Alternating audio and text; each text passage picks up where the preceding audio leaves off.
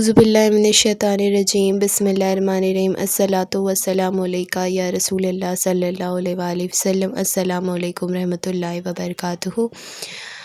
तो 41 आया से हमने तफसीर पढ़नी है सूरह यासीन की। तो चलिए शुरू करते हैं। बिस्मिल्लाहिर्रहमानिर्रहीम व आयातुल लहुम अन्ना हमलना ज़ुर्रियतहुम फिल फुल्किल मशहून। और इनके लिए एक और निशानी यह है कि हमने इनकी औलाद को भरी हुई कश्ती में सवार किया।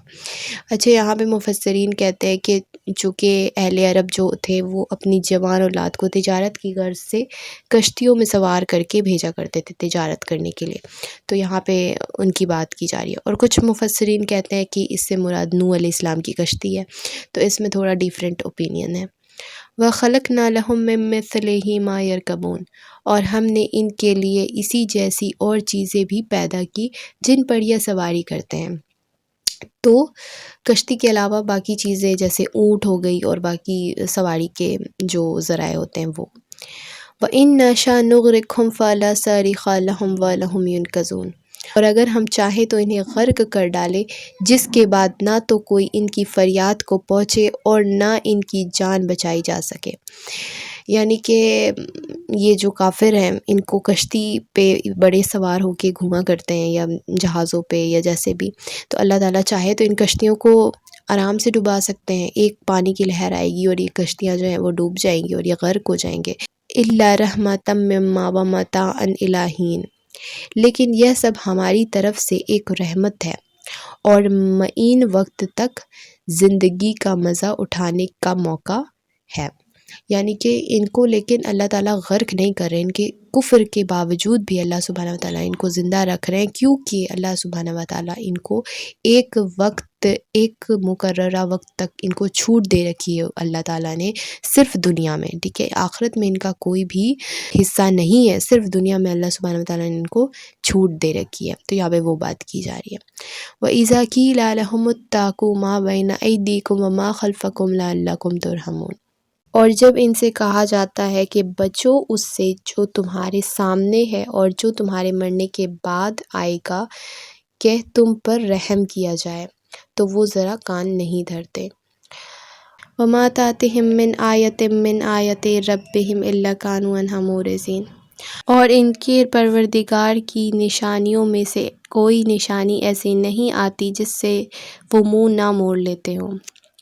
व इज़ा क़ीला लहुम अनफ़िक़ू मिम्मा रज़क़कुमुल्लाहु क़ालल्लज़ीना कफ़रू लिल्लज़ीना आमनू अनुत्इमु मन लौ यशाअल्लाहु अतअमहु इन अंतुम इल्ला फ़ी दलालिम मुबीन।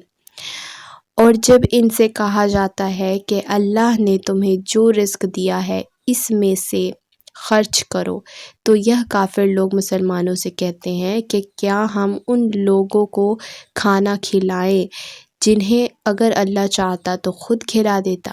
तुम्हारी हकीकत इसके सिवा कुछ भी नहीं कि तुम खुली गुमराही में पड़े हुए हो।